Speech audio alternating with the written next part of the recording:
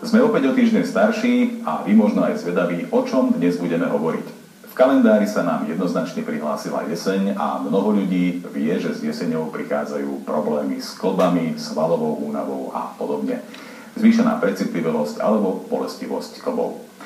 My sme hľadali práve riešenie na tieto problémy a našli sme ho vo Farmaprogrese v Olomouci spolu s inžinierom Pavlom Sedláčkom.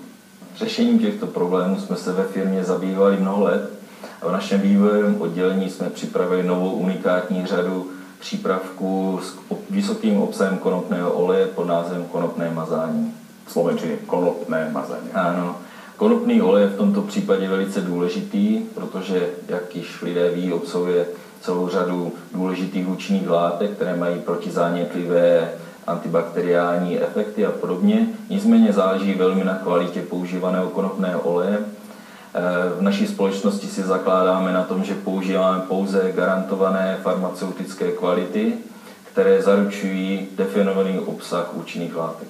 V tom sú tie prípravky asi unikátne. V tom sú prípravky unikátne. Ako pôsobia, ako účinkujú na ľudský organizmus? Záleží na typu mazání, které použijete.